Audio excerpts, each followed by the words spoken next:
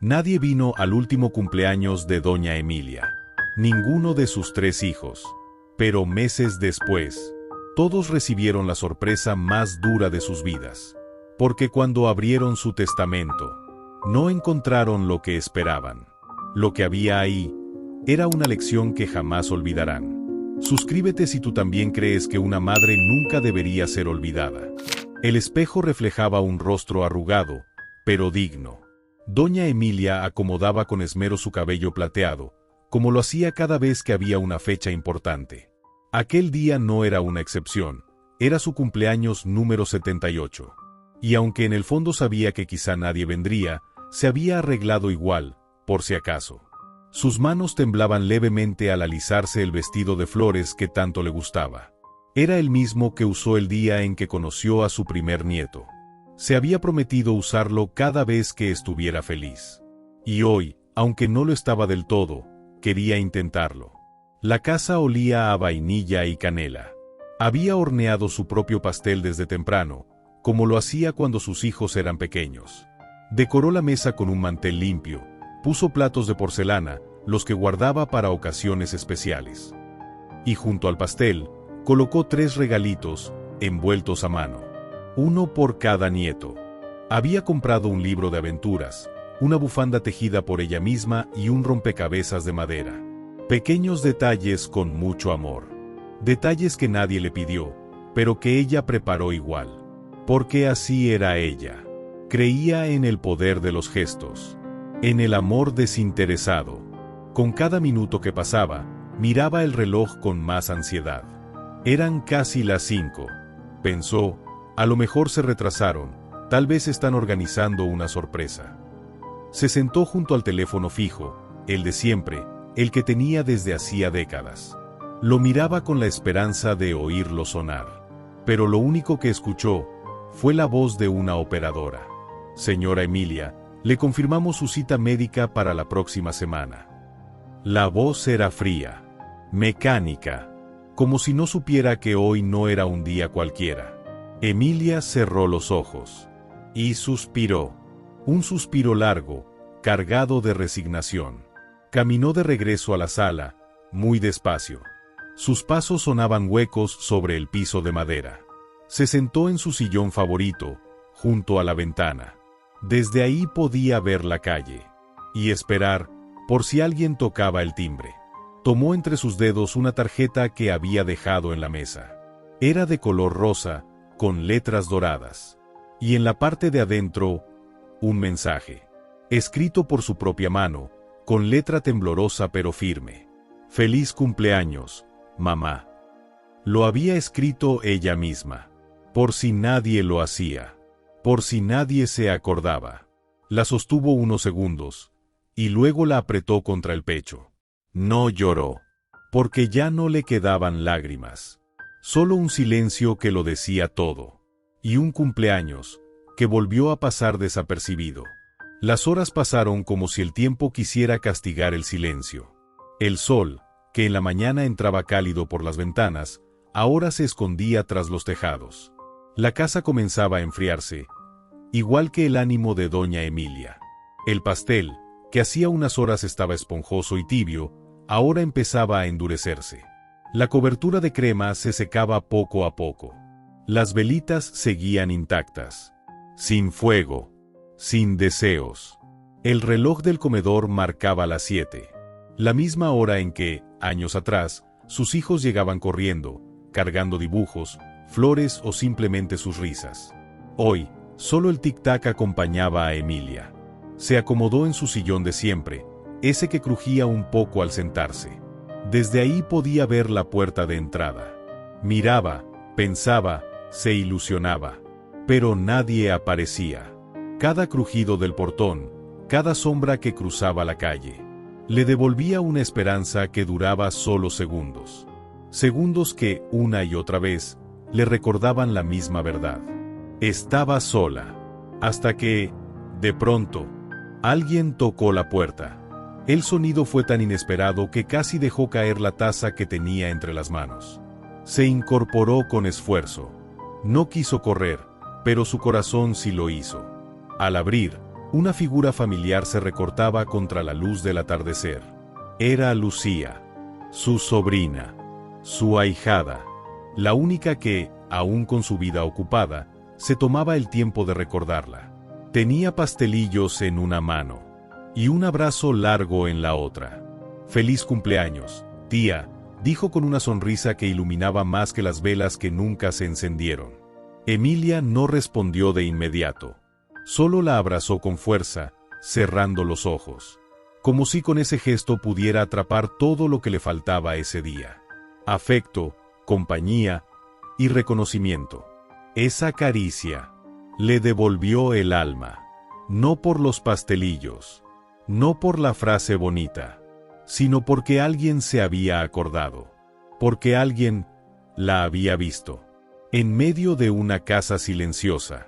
Ese abrazo rompió la tristeza, y por primera vez en todo el día, Emilia sonrió. Esa misma noche, cuando Lucía ya se había ido y la casa volvió a sumirse en su habitual silencio, doña Emilia no pudo más. Se sentó frente a su escritorio, encendió la lámpara cálida que usaba para leer y sacó su cuaderno de tapas duras. Lo abrió en una hoja en blanco y comenzó a escribir entre lágrimas. No eran reclamos, no eran insultos, era dolor en forma de tinta, una confesión escrita con el corazón roto. «No quiero castigar a mis hijos», susurró mientras escribía, «pero sí abrirles los ojos. Ellos tienen que entender lo que es el amor, el verdadero amor, el que no se da por interés, el que está, incluso cuando nadie lo ve». Ese pensamiento fue el inicio de todo. No quería morirse sin dejarles algo más valioso que una casa o una cuenta de banco. Quería dejarles una transformación, una sacudida del alma. Y así, entre pañuelos arrugados y recuerdos flotando por toda la habitación, nació su plan. Fingiría su muerte. Y en lugar de repartir su patrimonio como todos esperaban, les dejaría 3 tareas. 3 misiones diseñadas no para humillar, sino para enseñar. A Julián, su hijo mayor, exitoso pero arrogante, le tocaría trabajar como conserje en un asilo. No como castigo, sino para que escuchara las voces de los olvidados, para que comprendiera el valor de un anciano, como ella. A Teresa, su hija de mirada fría y bolsos caros, le tocaría vivir un mes con un salario mínimo, para que supiera lo que es contar cada centavo, y valorar lo que cuesta ganarse el pan. Y a Andrés, el menor, el más distante y ocupado, le tocaría cuidar niños en un orfanato. No para castigarlo, sino para que redescubriera la ternura, para que recordara lo que es recibir un abrazo sin pedir nada a cambio.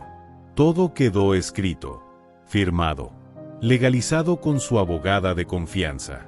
No fue un impulso, fue una decisión meditada, amorosa, pero firme.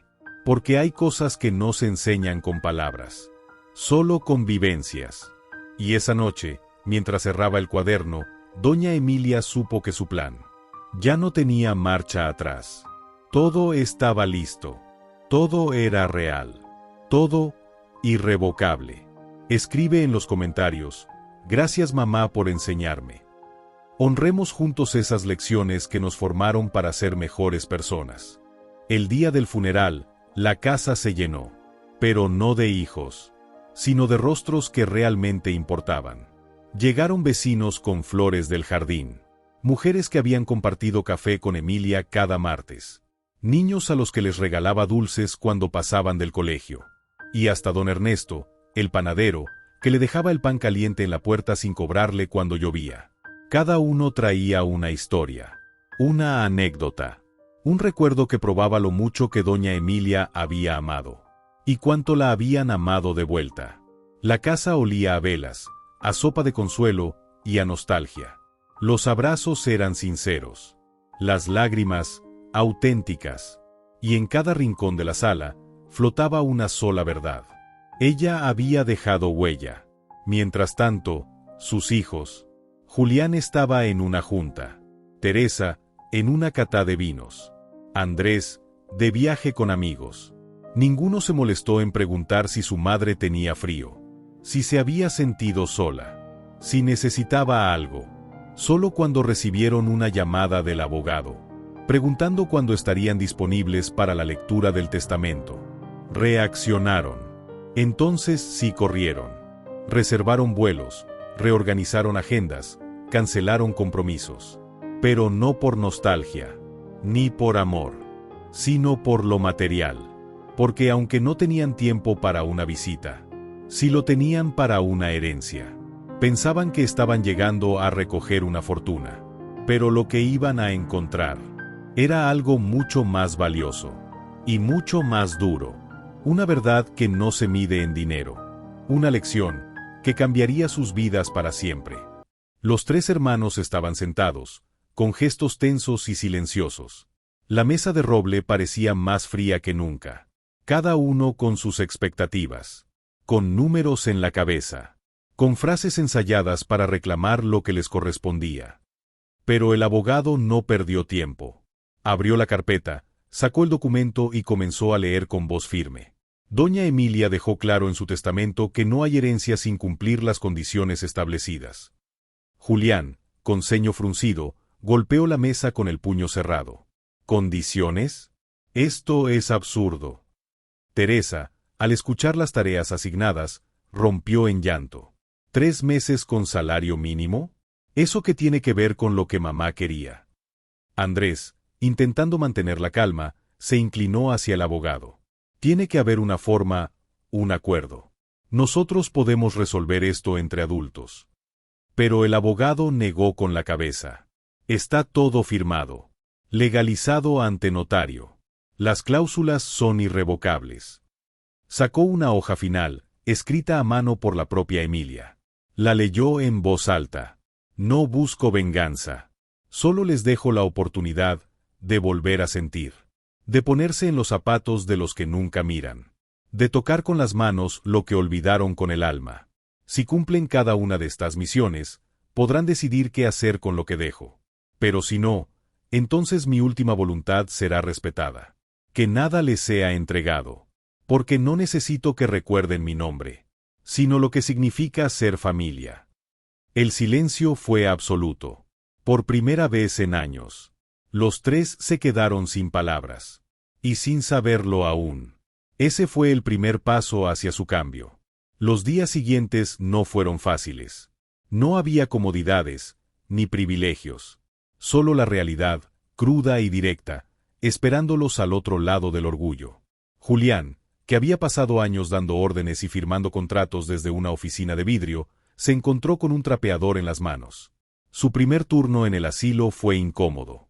No por el trabajo físico, sino por las miradas vacías de los ancianos que limpiaba alrededor. Uno de ellos, don Mateo, le dijo con voz temblorosa: «Mi hija no me llama desde hace 3 Navidades. Pero yo aún espero».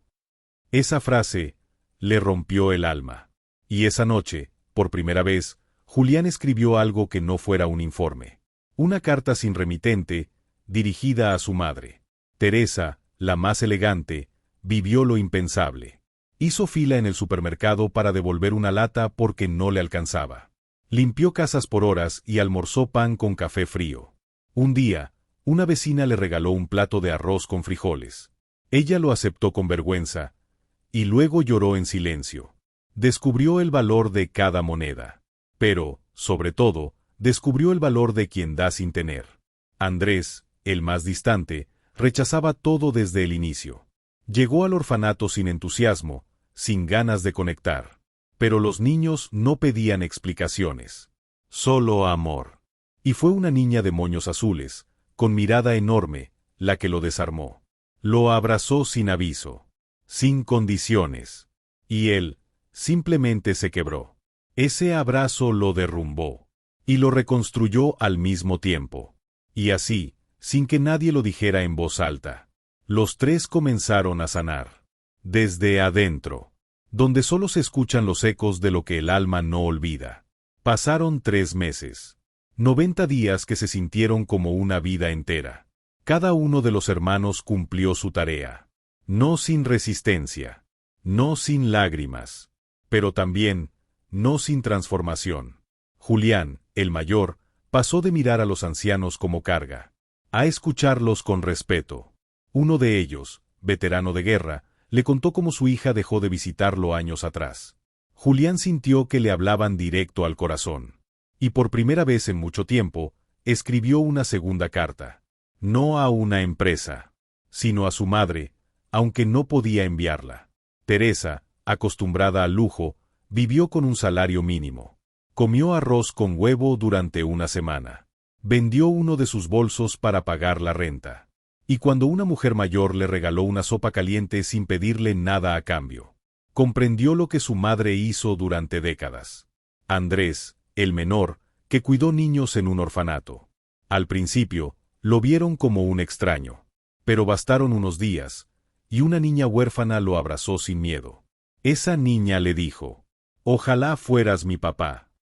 Y él no supo qué responder. Solo lloró. Y así, un día cualquiera, los tres se reencontraron, frente a la tumba de doña Emilia, con flores en las manos y lágrimas en los ojos. Ya no hablaban de dinero, ni de propiedades. Hablaban de ella, de lo que hizo, de lo que les enseñó, sin decir una palabra. Desde lejos, entre los árboles, una mujer de cabello plateado los observaba en silencio. Doña Emilia no necesitaba acercarse. Su sonrisa lo decía todo. Porque a veces hace falta perderlo todo para entender lo que siempre estuvo ahí. El amor, la gratitud, la familia. Si esta historia te tocó el corazón, suscríbete al canal, déjanos tu comentario y compártela con alguien que necesite valorar más a su madre. No te vayas. Mira este otro video recomendado. Te aseguro, también te va a emocionar.